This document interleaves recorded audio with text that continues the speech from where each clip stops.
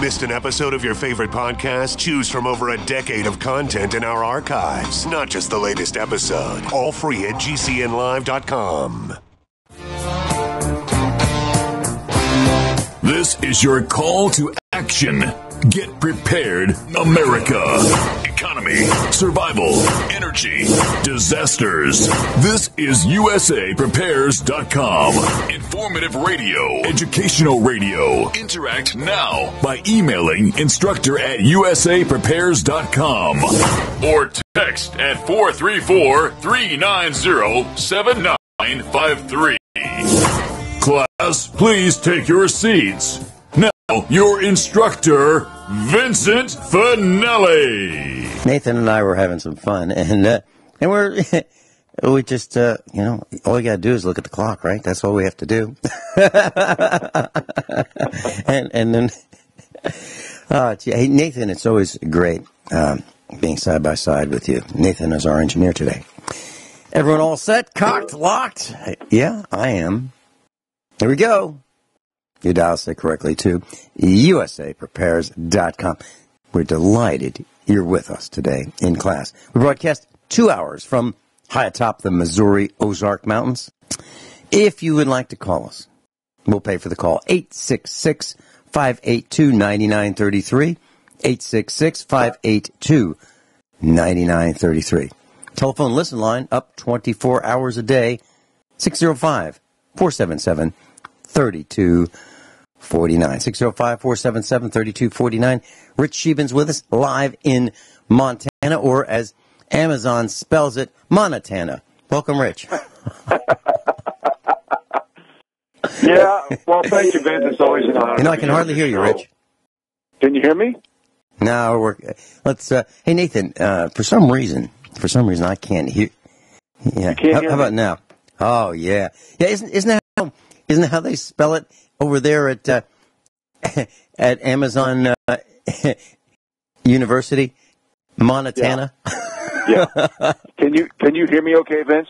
Yeah, I got you great now. Thank you. Okay, good. Okay, buddy. Well, listen, the deal is that, as I've mentioned on the air many times, they are doing everything to thwart sales of my book because of the political incorrectness of its nature, because I say the truth and say it like it is. And I've had books returned to me, didn't have the introductory chapters, the table of contents, the first chapter. When you buy a book, folks, don't buy an electronic book. I made a mistake of doing that as well. Who knows what you're going to get with a hard copy and evidence. Maybe there's less of a chance of getting some of the fake stuff, but you never know what you're going to get today because, the powers that be, they control everything. They control, there's 5 companies. They control not just newspaper, television, radio, magazines, but they control production companies and publishing companies as well. Their job from the mainstream media is to manufacture perception, pity, guilt, and ideology, and sway public opinion by holding on to the narratives, the memes, the themes, the talking points, and the microphone. So this is why citizen journalism, folks, is absolutely necessary. We must read, research, ask questions, and report it to the people. Vince? Well, as you were saying that, Rich, I was thinking about my very favorite television series. Now, I don't watch over-the-air broadcasts. I don't have a little satellite antenna. I typically watch something that has educational value. And what am I talking about? I'm talking about science fiction, science, history, documentaries, those kind of things. If it doesn't have value, we're not watching it in my house. And but there is one piece of there's one series I really, really, really like, and I think it's almost a documentary on what could happen. Okay, it's called Jericho. I'm on my 12th viewing of Jericho. Mrs. Finelli and I watch it. We can almost tell you what the lines are, but when you said that, Rich, you're talking about I can alter history almost. And what happened in Jericho, there was a skirmish all over, many skirmishes all over the country, and the country was divided in two, east of the Mississippi and west. West of the Mississippi is where we are. And a new country was formed, and it was called the Allied States of America. Allied States. Not United States, but Allied States. And one of the things that was noticed is one of the teachers was reading the new history books that were published for the rebuilding of America, the Allied States. And history was altered. What had happened before was altered, changed, in favor of, the victors of the new country. Now, what I'm saying is I won't say at war, but as a computer consultant, I very strongly advised my clients, these school systems in a couple different counties in the Commonwealth of Virginia, about how dangerous electronic training is. And this is back in the 90s. And I said, what you're talking about is replacing teachers with computer instruction. You want to learn about history, you sit in front of the computer screen and a keyboard, and you've got a mouse, and you got some headphones on, and you can listen to some audio clips, and pre-programmed learning material is served at your pace. So you may be a little faster or a little slower at receiving and clicking the mouse than receiving information and clicking the mouse than the student at your left or right or across the room from you. Well, but ultimately, throughout that semester, you're going to get the same material. And with a few clicks of a mouse and some typing on a keyboard and some reformatting and cutting and pasting, history can be changed very easily in one place at the software manufacturer's location, the educational software manufacturer's location. So what could happen is you want to rewrite history, you only have to rewrite it in one place. And then where does it get, where is it, where the change is realized? At the screen that the students are using. It's a lot easier to do that than it is to replace books. And what were the schools saying? Oh man, these books are so expensive. Gosh. And they only last 7 years. So the reason for going to this computer training is, we can get rid of some teachers. Well, we won't say that, but we'll say the students can learn better. They can learn at their own pace. We can save money on books. And we can use those computers for lots of things, not just for history, but for math and science, everything you can think of, music. We can use these computers for multiple purposes as compared to the single purpose for the history book, which only lasts 7 years, so they said. And, they were chomping at the bit to make those changes. And I don't know if they did, but as long as I was there, it didn't happen. But, there weren't many people fighting the fight that I was fighting. And fortunately, we had a really, really bright superintendent of schools. And, it was interesting, Rich. Whenever I was at that school's location, and I was there at least once a week, I had a working lunch with, we'll call him he was the superintendent, the assistant superintendent, the director of technology, and I would all go to lunch together. Now, some may view that as, we were just wasting an hour. Absolutely not. Absolutely not. We were talking about technology in the car all the way to wherever we were eating, and we would talk about technology and what, the things that I was doing. It was like a debriefing and briefing session. It was a working lunch. And it wasn't like it was extravagant, and it wasn't like it was on the school's dime. I paid for my lunch, the superintendent paid for his lunch. We all paid for our own lunches. It was Dutch treat all the time, always. And it was a great way to go. And from my perspective, every minute of my time while I was consulting was used consulting. Not a wasted moment anywhere. And that went on for years and years. And they were one of the most technically sophisticated schools in the Commonwealth of Virginia. Actually, they were the most technically sophisticated. So what I'm saying is, Rich, you have a very valid point. And I think we've lost our footing. We've lost our way. We're out of step with where we should be. We're allowing computers to take over. We're allowing our education to be taken over by these companies who write the scripts, the narratives for our students to learn. And there aren't many of them. and the laziness of the teachers, the laziness of the administration, and the laziness of the school boards is to blame, and also their ignorance. Your thoughts on that, Rich? Well, Vince, let me tell you how the technocracy has taken over, and we have been in the book-burning era for quite some time. For example, I'm looking at Zero Hedge right now. Don't blame. This time it's really different. The machines have taken over, and they will never sell. Let me give a few other examples. Look at all the globalists, the NGOs, who are literally covering their tracks with the technocracy of sedition, treason, espionage. Instead of being punished, they're using, creating alibis with the technocracy. I've also talked on this show about the definition of fascism, on how in 2009, the technocracy, even in printed dictionaries, have literally changed the direction of fascism to right-wing ideology, a movement that is fundamentally opposed to democracy and liberalism, which is just the opposite, because what we have, the correct term, is a system of government marked by totalitarian dictatorships for social and economic control and suppression of opposition by the system, basically keeping the people down. And that's what fascism is. It's the oligarchies who have created an alliance with big government, protected by the court system and the mainstream media. So it's all over, narrative carryover. How many times have you watched the news on CNN, NBC, ABC, CBS, and the same narrative, theme, meme, and talking point goes from one news area to another so-called company that's supposed to be in competition, minutes away from each other, and then goes to the Western world. So the narrative carryover and the technocracy is used by the elite to sway public opinion and manage the narrative and memes. Vince? Rich, are you saying that the news is the same, ABC, CBS, NBC? I'm saying they're all bought and paid for, Vince. I agree.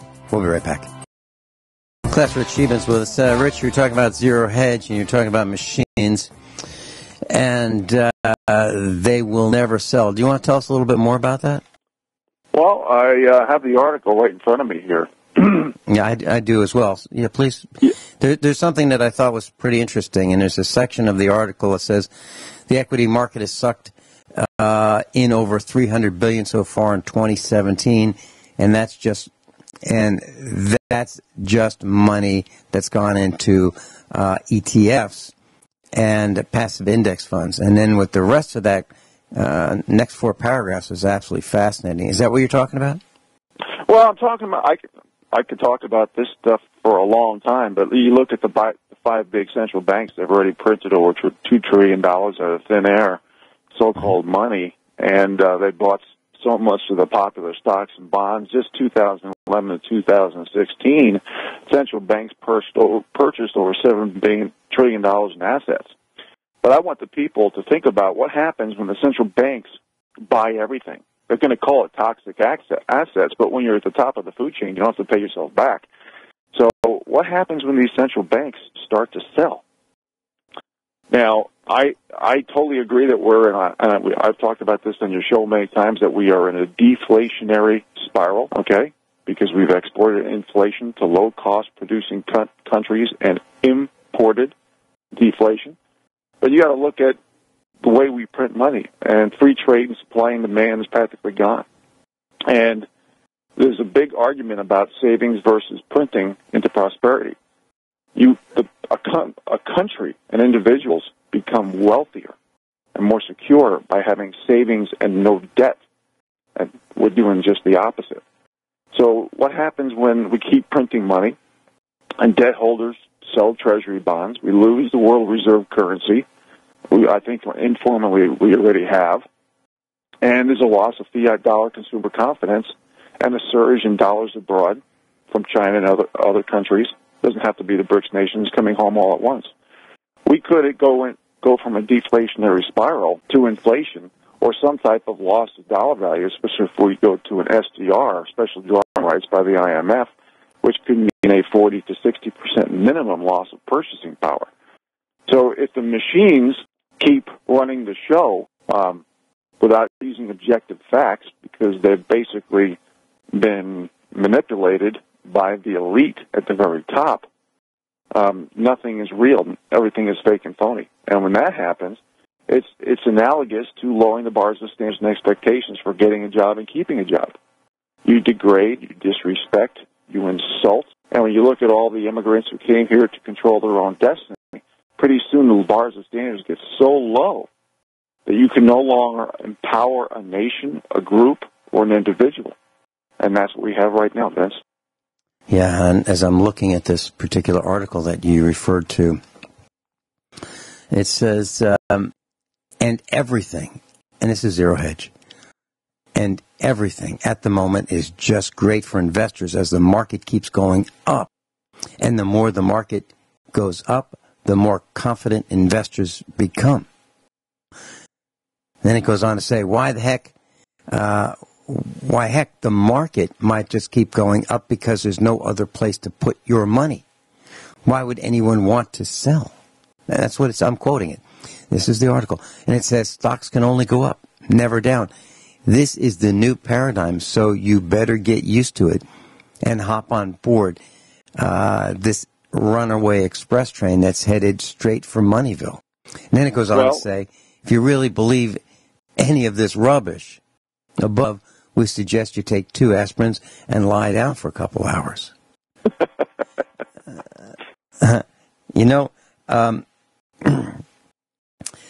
Remember that guy that did the TV show Dirty Jobs? His name was Mike. Anyway, I know. There's a TV show, Dirty Jobs, and he'd show what it's like to clean the kettle that makes potato chips. Absolutely miserable job. You actually climb in there, and it's a huge, it's really not a kettle.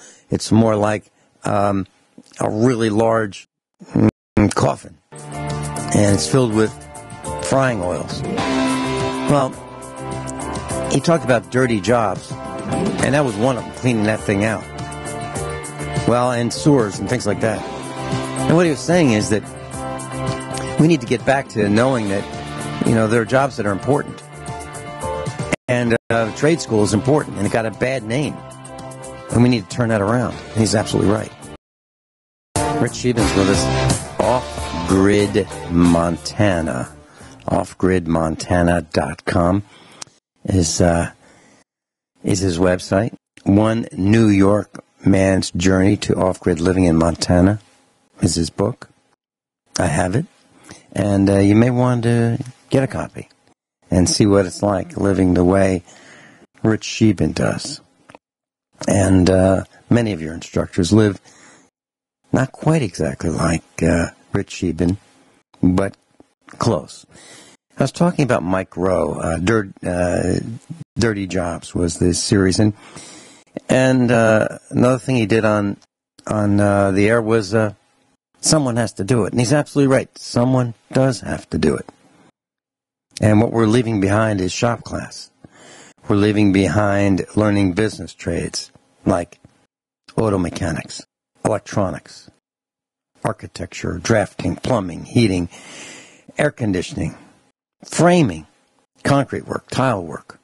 That's what students are getting away from. And where are they going? Well, hey, they're learning how to use computers. They're learning how to be keyboard researchers. And at the same time, Home Depot is spending millions of dollars teaching people how to use a hammer so you can hammer a nail. I'm serious, Rich. I read that, Vince. That's crazy. Yeah. I am absolutely serious. And I've said, I've been saying for years, literally years, I know a guy who owns a job shop, a machinist shop. And it's about the size of 5 or 10 of those auto parts stores strung together. It's got a lot of machines. For example, if you look at a chair, it's made out of metal that you can buy at the Chinese factory outlet, and you bring a drawing and you say, "Can you make something like this?" He could do it. Okay, he can shape, weld, cut, mill, anything that you could possibly think of in terms of metal. He can do. Well, Students would go there looking for jobs, part-time jobs from high school. They could walk from the high school after school and get a job, and they thought that they could, get hired. And he'd pull a little 6-inch ruler out of his pocket and say, "Can you show me 1 3/32 of an inch on this ruler?" And they couldn't do it. But yet they wanted to work at a machine shop. We've lost our way, and that's what Mike Rowe has just begun to say, that we've lost our way. We need to teach these skills. And if you think about Third Reich, Germany, they didn't seem to have any problem with people having skills.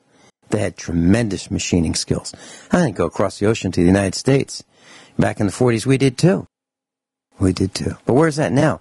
Rich, when I was growing up, I had a friend. His name was Roger. I won't talk about his last name because that was the name of the company. His father owned a tool and die shop. He made the tools. He made the tools and the dies that were used in making products. That's what they specialized in. It's a small business, maybe just a family business. Maybe it's the size of a 3-car garage. That was the business. It's gone now. And so are just about all the tool and die shops like it. They're gone. Now, how do we make products if we don't have the little companies that made the tools to make the products? How do we do that? We can't. And that's why everything comes from China. I can hardly think of a single thing that we make in the United States from start to end. And I dare our class to tell us what we make that doesn't have some Chinese influence. Well, maybe Bob in Michigan might be the closest. He's got a company that makes speaker grills for vintage speakers like JBL and Marantz and so forth. But I don't know if he makes the foam. Now, if he makes the foam and he makes the chemicals to make the foam, then maybe there's one company. Other than that, I'm having trouble thinking of a company that makes products start to stop in the United States. And you can't be wealthy as a consumer. Yeah, go ahead, Rich. Well, Vince, I just want to address what you said, and especially the paraphrase of what else do you put your money in when you were talking about that article on Zero Hedge. You see, what the situation is that the elite have force-fed. If you read these people, these authors, these so-called leftists, you'll see what I mean. Marx, Alinsky, Frankfurt School, Cloward and Pivonen, the Communist Manifesto. They've made us so drunk on the Kool-Aid of political correctness, they've literally set the stage for government interventions, confiscation, and redistribution of wealth. And that's why they use a lot of disguised terms or professional wordsmithing and propaganda like Agenda 21, humanitarian, sustainable city, global warming, climate change. Basically, everything leads to a loss of individual rights. And they call it identity politics for the purpose of lowering the bars of standards and expectations without putting their finger on the problem. And what it really is victim group status, protectionist group status. You lower the bars of standards and expectations, and pretty soon people run out of ideas and solutions. And that's why our GDP is so low. Because if you look at individual consumption, 70% of economic growth is our GDP. And we've lost the balance between the trades and the jobs that made us great versus the high-tech jobs. It's just like the imbalance between loss of nature and technology. We've lost that. So when you lose, when GDP is so low, and it's directly proportional to demand for borrowing. And that's why people aren't borrowing. That's why we have a credit crunch. That's why we have so much debt that's out there. And you mentioned about where do you put your money regarding when you were paraphrasing that article. Well, let me just give some ideas on how you can invest money in yourself, in skill sets, so you can think for yourself. Okay? I don't even know if college should be on that list because I feel that 90% of the college degrees are absolutely worthless. But think about gardening, preserving food, raising animals, living off-grid, as I do with a solar array, edible and medicinal plants, hunting and fishing, buying land or acreage or rural property. So not only can you live a lifestyle of more self-sufficiency and thinking versus following, but having the ability to help others and teach others as well. Being debt-free, paying off your principal, eliminating everything that has interest in your life, interest in dollars, maybe a little silver, gold, maybe have a little cash, maybe buy some U.S. treasuries, maybe cryptocurrencies. Basically, surrounding yourself with like-minded people who don't want to do it alone. The average American has 9 days of food in their house. Now, if we have an EMP, go to war, if we have any type of financial, economic calamity, 9 days is not going to be much at all. We have a society where the average person watches 7 to 8 hours of television or smartphone activity. So when people say, I don't have the time to learn these skills, to learn this lifestyle, yes, you do. Taper some of that television and smartphone time into being productive. Now, you were mentioning a TV show earlier in the show, Vince, and I said, I know I sounded kind of dumb in response because I haven't had it living off grid for over 10 years. I haven't had a television. I get 100% of my news from objective facts and websites that do their research and share that research with the American people. So there is a lot of ideas and solutions that you can come up with to better your own life instead of putting money into a stock market that's machine-driven, that's technocracy-driven, basically for the benefit of sucking people in so when the next recession hits, which I think we're in one now, and have a possibility of going into a major depression, everybody loses everything. Where some of these ideas and solutions I just suggested, you can taper your money into different activities and skill sets and not put all your eggs in one basket. Vince? Well, I agree with that. And that's kind of how I live. We grow our own food as much as we can. I mean, we produce more food than we could possibly consume. We've got cows walking around. That's food walking around. And literally, we convert grass into food. I mean, literally, that's the business we're in. We're in the grass business. We grow grass, and then the highest and best use of that grass is Black Angus beef. That's the way we see it. But I'm in agreement with you. I have a position that I think you're very valid in what you're saying about college, because if you're going to learn things about twisted history, forget it. We need to learn the hard sciences. We need to learn chemistry, biology, physics, for starters. We need to be able to communicate effectively in our language, and it'd be good to learn another language. Because I think people who know multiple languages are smarter, generally, than people who only know one language. And if you only know how to grunt, I can tell you you're not very smart at all. And we need to learn history, and we need to learn about arithmetic, and we need to read everything. And you're right about like-minded people. Associate with like-minded people and people who are smarter than we are, so we can learn from them. And we can share our thoughts with others. But it's getting harder and harder to share those thoughts because there's so many people who are resistant to learning. So we don't need to waste too much time with them, but help those who are willing to learn. We'll be right back. For Sheben's with us, Rich, I'm looking at an article, Washington Secrets, U.S. immigration population hits record 60 million. Let me read that. Yeah, again. I read that. Yeah. U.S. immigration population hits record 60 million. 1 in 5. It goes on, this is the WashingtonExaminer.com. A huge boom in immigration, legal and illegal, over the past 16 years has jumped the immigrant population to over 43 million in the United States, according to a new report. And whether their U.S.-born children are added, the number grows to over 60 million, making the immigrant community nearly 1/5 of the nation's population, according to federal statistics.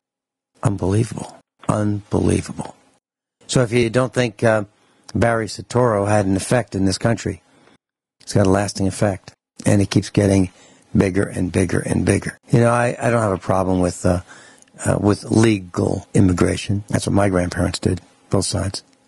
I just have a problem with illegal immigration. Okay, that's all I have to say on that, Rich. We were going to talk about preparing for winter and hunting, trapping, gardening, and canning. Let's talk about that. Let's talk about it the off-grid way, the way you do it, please. You bet. Well, Vince, first of all, I just want to address, and I try to say this on every show, about the technocracy. When we have so much immigration coming, and we don't have our own ducks in a row personally, with GDP, with jobs, with wages increasing, and a deflationary economy, as we enter this new industrial revolution with robotics, automation, and artificial intelligence taking millions and millions, tens of millions of jobs by the day, all these people who are coming in with less skill sets, less capital resources, it's just going to put more and more stress on the bottom 93%. And this is why this is another statistic that I like to mention. It's a very sad statistic, but it shows the despair of our country, and that is for people 50 and under, the number one cause of death is drug overdose. And that's basically people who are giving up, they're in despair, they don't have the jobs, they don't have the wages, and they don't have a plan of action. So as more and more pressure gets put on the bottom 93% by the elite, creating these NGOs and sedition, treason, and espionage, and we don't have control over our own destiny, this is just going to get worse. And that really is a sign of extremism from the elite. So that being said, let's go to my lifestyle regarding, I'm going to mention hunting and fishing briefly because I like to get my meat in the fall so we can can it. Some we get professionally processed. A lot we do ourselves with just an electric meat grinder. And keep in mind, freezer burn can occur with meat as early as a year and a half, where if you can meat, it could last for up to 10 years, if not more. The reason why I talk about trapping, because I do trap. I trap, beaver here in the river, and I had to trap 3 fox this year because they were killing our chickens and chasing our cats up trees, and I actually watched them almost catch them. So sometimes you have to manage the game in and around your property. Unfortunately, we had 5 grizzly bears here this year, one eating my apple tree at 50 yards from my cabin. I had to shoot at its feet because my Great Pyrenees dogs surrounded it, and I'll talk a little bit about that after the next break. Yeah, Vince? yeah. Rich Sheben's with us, and who else do you know has a grizzly bear in his yard? We'll be right back after top of the hour news and commercial announcements. I'm Vincent Finelli. Everyone all set? Yeah. Okay. Cocked, locked, hour number 2 of USA Prepares. Rich Sheben's with us, offgridmontana.com. Offgridmontana.com. During the previous hour, Rich Scheben was telling us about a grizzly bear in his yard. Rich, please continue. Yeah, Vince, I get a 3-to-1 ratio the last several years of grizzly bears to black bears here in northwest Montana. Since 1987, we haven't been able to hunt grizzly bears because they are politically incorrect to do so. And when you hear the term follow the money, it's also follow the narrative and follow the theme, because what they do, whether it be a teacher or a state biologist, they're basically told what to say and what to do, in a sense, because grizzlies should be hunted here in Montana big time, because it's getting quite dangerous. In fact, a friend of mine from Vancouver this morning just sent me an email of 2 people in BC getting eaten alive by a grizzly bear, and the picture was pretty morbid, to say the least. Now, I'm going to take that same follow the narrative line and look at the wolves that have been planted here in Montana. They're non-indigenous wolves trapped up in the northern part of the continent, mostly Canada, paid for by the taxpayer dollars who are broke, and brought in here as a non-indigenous animal. Yet, at the same time, the Fish and Game kills our small streams because they say the brook trout are not indigenous to this part of the country. So, and this is why I hate the term double standards and hypocrisy, because if you say that's the way it is or that'll never change, you're basically being the poster girl or poster boy for ignorance, apathy, and indifference. This drunk on the Kool-Aid of political correctness has to stop. And this is one of the reasons I talk about practice what you preach laws in context for so many things that the elites say how we should live, but they're not willing to do that themselves. So that being said, sometimes you have to manage the game around you. You know, you can't shoot a grizzly bear unless you're protecting your own life. I even had the Fish and Game guy over here, and he said that if a grizzly bear is eating my Great Pyrenees guard dogs or my livestock, I cannot shoot it unless I'm protecting myself and it's charging me. And that's part of the political correctness that we have here. But it's a different life. And, Vince, if it's okay with you, I'll just switch to gardening because the time is going quickly. And, sure. Folks, I want you to think about positive words like antioxidant, cancer tumor fighter, immune system stimulant, or a builder, blood purification. Think about all the people that you know, and maybe some of you listeners yourself, who are on synthetic pharmaceutical drugs because the immune system deals with 6 major things: inflammation, circulation, allergies, infection, detoxification, and cancers and tumors. How many people do you know who are on basically poison, for the most part, to work on some of these things when you can garden and really help yourself, help your body become into homeostasis and enzymes? I talked about enzymes. They're so important. They act as catalysts for biochemical reactions, which aids in digestion and nutrient support. When you cook your food over 130 degrees Fahrenheit, you kill those enzymes. So the vitamins and minerals come from the soil, and we have chemically and mechanically beat the living bejesus out of our soil here in America. So we need to think differently and grow our own crops with nutritional soil that we can at least, if not make, put additives into the soil that are healthy. Like if you've been gardening in a plot, for example, and you needed to check your pH for acidity and your alkaline ratio, you can add sulfur and magnesium. Now, sulfur, they have 2 types of sulfur. First of all, you have a longer-acting sulfur, which you put into the fall, and it makes a big difference in your soil by the time spring comes. Or you can buy a more expensive sulfur that breaks down quick for that particular gardening season. But if you prepare and you put your sulfur in now, you can really change your pH. And magnesium, you put in when you plant your vegetables because it's very fast-acting and the shelf life is quick. Compost. We make our own compost here because we have goat poop, we have chicken poop, everything that's organic. And I mean everything. Eggshells, banana peels, tomato stems, you name it, it gets thrown in the compost here. Coffee grounds. I do things like I still have some carrots I got to pick. I've pretty much picked everything now.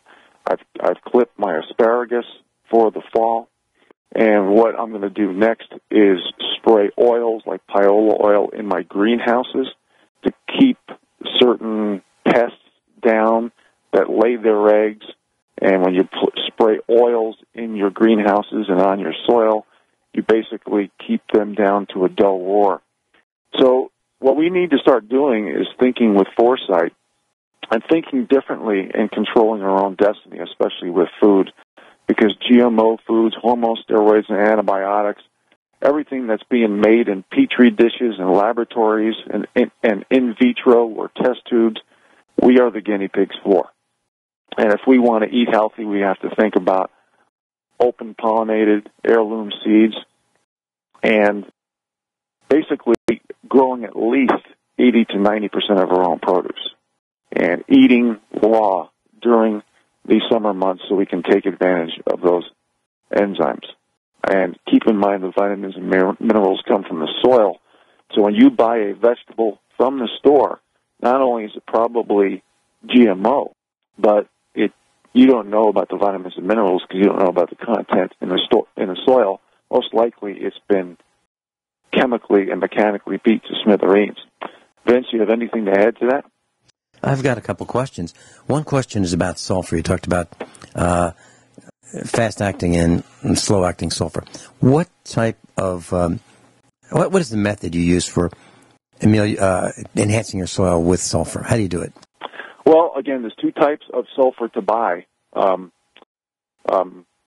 there's the quick-acting and the over-the-winter acting. And I just buy it in like a 20-pound bag. Mm-hmm. And I haven't done this. I've been using the same garden soil for almost 13 years now, living on this property, okay? And over 10 years living off-grid. So I checked my pH for the first time because I noticed a decrease in my crop output, okay, on tomatoes and things like that. And I went to a person who owns a nursery who I trust in the Flathead in Kalispell, and they do a great job. And they're really, because their customers are really leaning towards anti-GMO, being organic, they're really going in that direction. And, you know, a lot of these things that you buy today are not GMO or organically approved, like the sulfur. But when you get to a point where you've depleted all of your nutrients in your garden, or a significant amount, you have to add this sulfur and magnesium at least once every few years. Now, magnesium plays a role in contraction and relaxation of muscles and protein production in nerves. So it's all part of the antioxidant, immune system stimulant category as well. So all I can say is, folks, go ahead and try it. If you've noticed a major decrease in your fruit production, okay? And speaking of fruit, a little sidebar here, I had to pick my plums and apples early because the bears were just so aggressive this year. But try doing sulfur. You can do it right now and let it sit over the winter, and it's going to make a huge difference in the alkaline content of your soil versus acidity. And I'd recommend going to a nursery, or probably even Walmart has a pH test. They're very cheap, a couple of bucks. And you put soil in this little tube, you add water along with this chemical, and you shake it. And in 2 minutes, you know the alkalinity, acidity ratio of your soil. So that's what I would recommend. So if anybody's noticing a decrease in production, try that. It's a great quick fix. And again, I believe in going 100% organic, but sometimes you just got to do what's necessary when you've been using a garden and the same soil for years and years and years, even though I do supplement it with compost. And I'm going to be putting new compost in the garden before we have a hard frost again this year as well. So that's kind of how we do it, Vince. Yeah, even, I've mentioned Jericho, this series, and we own it on DVD. And one of the lines in Jericho, the mayor's wife, who is a rancher in rural Kansas, makes the comment, we use every part of the buffalo around here. Mm-hmm. And what she's saying is they don't throw anything away, and including banana peels. And that's what you were saying. So when we peel carrots and potatoes and apples and pears, and we cut the stems off the peppers that we grow in the garden, all that goes back into the compost pile. Mm-hmm. All of it. Eggshells, exactly what you're doing. As a matter of fact, we don't even throw away the Slurpee syrup that TJ leaves in the dog bowl Okay?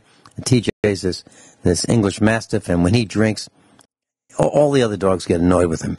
TJ goes over, has a drink, and then it's slimy, syrupy in the bowl, and we take that and we pour that in the pots, the potted plants that we have on the veranda for the bacterial content to assist in breaking down the soils, and it works great. And as far as the fast-acting sulfur, I found it on the internet, Home Depot, $22.88 for 20 pounds, exactly what you're talking about. So there it is, $23 for 20 pounds of fast-acting sulfur. We'll be right back. Rich Scheben's telling us about gardening and sulfur. Rich, you talked about magnesium. What do you, how much magnesium do you add to your garden, and how do you do it, and how do you buy it? Well, you can buy it also in a bag just like you can with sulfur. It's more of a granule, the magnesium, and it dissolves when you water it. And the shelf life, after you put it in the soil, you can either put it on top of the soil, so when you water it, the nutrients will come down into the roots, or, and the nursery recommended that you even put a handful when you plant your actual plant. Okay, so I grow my seeds indoors, and I use the solarium to grow my little plants and germinate indoors, usually around the end of March, and then I'll put everything out the first week of May, or second week of May, depending on what the frost is doing. And so you put your plant in the outdoor soil, and then while you're digging the hole, you put the magnesium in, and you kind of swish it around so it's evenly distributed. And I don't think you can overdo magnesium. It's a really good mineral, good product. But folks, think about. Do you use Epsom salts? Is that what you use for magnesium? You can use Epsom salts, but you can actually buy them in a little more direct fashion as well. I think there's several different choices that you have out there. But, folks, I just want to talk about real quickly, I try to mention this as often as possible. GMO foods cause cancer, changes your DNA, and organ failure, and a lot worse.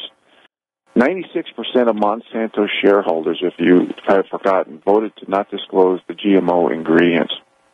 And there's actually laws that are not required to label even things like estrogen in the foods. Now, think about when you go to a grocery store and restaurants and look at, and just recall all the salmonella and the listeria, E. coli scares that's been out there. And how about fluoride? 95% of restaurants are probably within city limits, so they're not living off of the well, so they have city water or municipal water. China labels fluoride as a pesticide, and that's one of the main ingredients in rat poison. And there's zero research of any benefits, with fluoride. Causes tooth decay, cancer, brain lesions, and makes people sterile and docile. So when you think about the health benefits, not just the skill sets that you're learning about gardening, because and Vince, we've talked about this. I think we even mentioned it for a couple of sentences last show. When people think that they can just go out there with a handful of seeds and throw it in the soil and they're going to have a garden, it's just not going to happen. There's a learning curve just like everything else. Think immune stimulants versus immune suppressants. And what's the number one immune suppressant out there? And I hate to say it, it's sugar. And I say that because I have a sweet tooth, okay? But think about things like immune suppressants like onions, garlic, cayenne pepper, ginger, horseradish, kale, all the cabbage family vegetables like broccoli, cabbage, cauliflower, Brussels sprouts. These are high-potency immune stimulants, okay? It's basically nutrition and hydration and exercise and sleep and excess exposure to chemicals that's creating our lack of homeostasis and increased cancer. And the food-like products that we have out there, and I say food-like, just like, for example, when they say fat-free, it usually means high sugar content.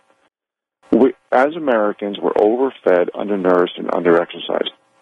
I just read an article, I think it was on Drudge just a few days ago saying how Americans are more obese than we ever were. So you get a little benefit of some exercise, and you get the skill sets of eating good, non-GMO, organic food that have vitamins and minerals if you take care of your soil. Think about the things that we eat out there. MSG, aspartame. There's dozens of artificial sweeteners out there. How about nicotine, high fructose corn syrup? Most of these additives are designed to be addictive. Do you know propylene glycol is an additive in many foods? You know what it is? It's an antifreeze. Yeah. Polypropylene glycol is antifreeze, so propylene glycol is close.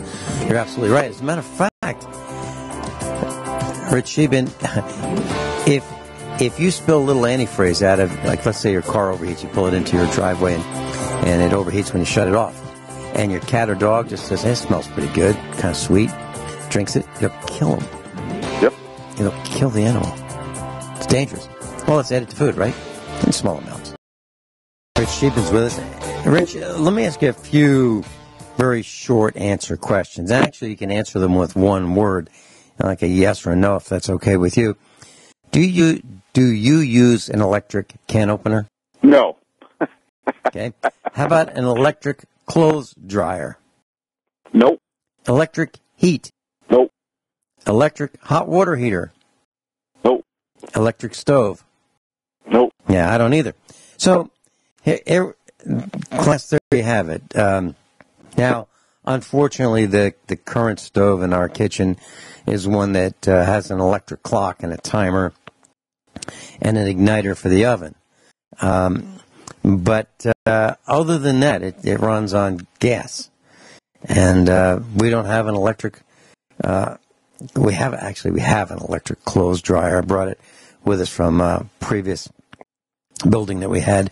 Haven't sold it yet, but we don't use it. I haven't used a clothes dryer as long as we've lived in this house. Has not been used. So, we're dependent on a lot of these devices, but I got to tell you, when things get bad and the grid shuts down and you want to use that electric can opener to open that cold can of beans, lots of luck. Unless you have an inverter or a generator. Now, that's something that we need to talk about at some point. Rich, when do you think, well, how is your solar power right now? Are you still okay with the sun that you're getting? Yeah, I'm filling up almost every day right now, and we're getting towards the time of the year that I'm really starting to pay attention to it. Mm-hmm. Now, when you have deep cycle batteries, lead-acid deep cycle batteries, you can go several days without worrying about it filling up. But about every 7 or 8 days, you should fill it up to 100%. But see, now they have these new lithium batteries. They have these silicon salt batteries out of China. The technology in the last 10-plus years since I've been living off-grid has changed dramatically. With inverters/chargers, now that you can get a 220 or in lieu of a 210 or 110, so you don't have to wire them together, so you can pull up your water out of your well if you have a 1.5, 2 horsepower pump, for example. There's so many things that have changed. Solar panels have gotten cheaper. They've gotten smaller. They have bigger wattage now. So, and the solar controllers, you can go, I think my solar controller is only a 45 amp solar controller. Now they have 60. They have even higher than that. So the technology for off-grid living has changed dramatically. I've given thousands of tours and talks and shared this information with millions of people over the radio over the years, and people are getting more and more interested. They realize that this whole system is fake and phony and hanging by a technocracy thread. And people want to be able to control their own destiny and increase their skill sets. And I think living off-grid and having a solar array is one great way to do it. And what you could do, folks, if you want to live on the grid, and you are right now, it couldn't hurt to add some solar panels and maybe even a generator and wire it so you can use some supplementary power if the the crapper hits the fan, or we even have a blackout, just to learn skill sets. Vince? Mm-hmm. Yeah. You know, this morning, Mrs. Finelli was up early, and she was looking at where the sun is. And yesterday, she was outside with me. We were looking at the solar array, and she said, you know, it's great. You know, you've got it facing south, and that's really good. But early in the morning, you know, Vinny, early in the morning, when we first get up, sure would be nice to have a little more power delivered by the sun. And she said, let's go look and figure out which is the best place to put some east-facing solar panels. So ours are facing due south, and around 9 o'clock, 9:30 in the morning, they start beginning to crank up the current that they can produce. But if we had some east-facing panels, it'd be a lot better.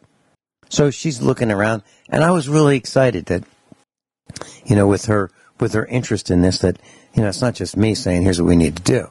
She's saying, okay, that's great. Now we can even make it better if.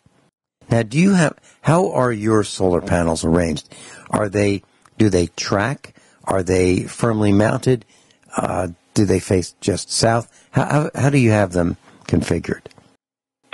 I have 4 solar panels that were my first ones that are on my shed, and they're facing a few degrees, just a few past south. And then I have you mean probably southeast or southeast or southwest? They're facing southwest. Okay. Okay, because that's the way my shed was positioned. And then I put up, sure. I have about 1,400 watts of solar panels. And I have a little more than half on a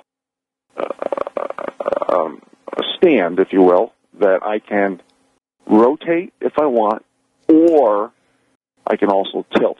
Now, because we have so much sun and long days here for 8 months out of the year, I keep my solar panels on a winter trajectory, basically, so they're tilted up and not up, but they're tilted more towards the curvature of the Earth, because I just don't need that kind of energy for 8 months out of the year. It's about 3.5 to 4 months. Like I said, we're getting into that period where we're getting more clouds, the sun's getting lower, that I need to start paying attention. And I do, a few times in the winter, have to supplement with a generator, especially on that 7th or 8th day when I want to get to almost full or want to equalize my batteries. Vincent? Yeah, and that's what I decided here.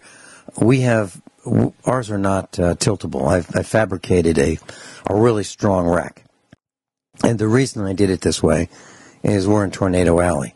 So I want to make sure that this rack is strong enough to withstand, 80-mile-an-hour winds, maybe 100. And so I can't fabricate something that can tilt easily and sustain those kind of winds.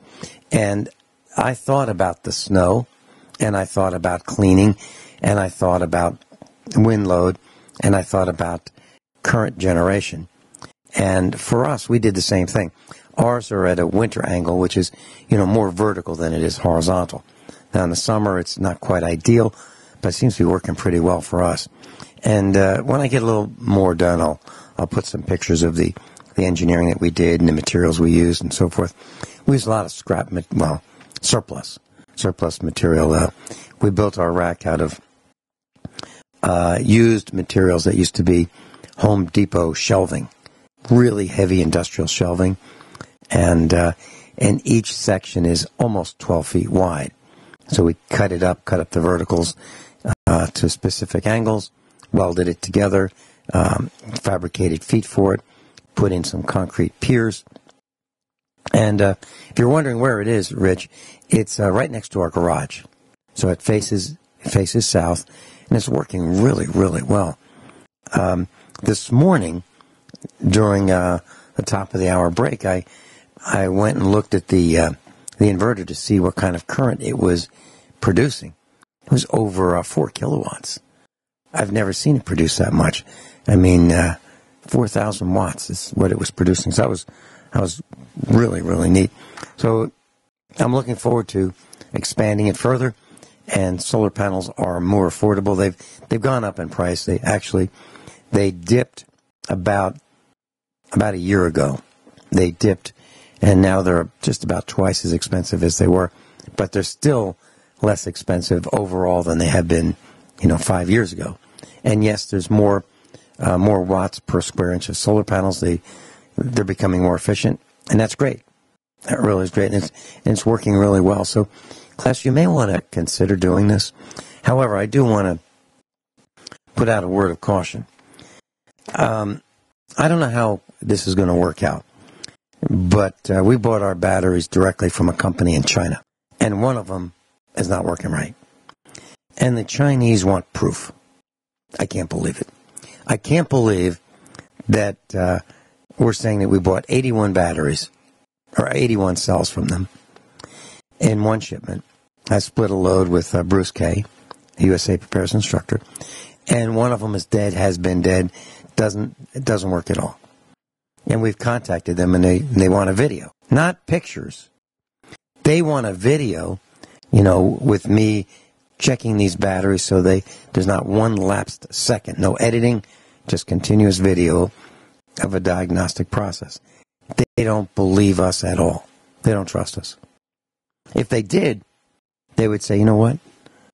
I'm so sorry. Would it be okay if we sent you another one? Would that be okay? Will they do that? Absolutely not.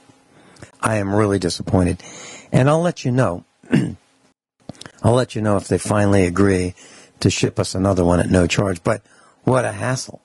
Because you've got U.S. Customs, you've got taxes, you've got shipping, and these things weigh 81 pounds apiece. Mm-hmm. That's without the packing material.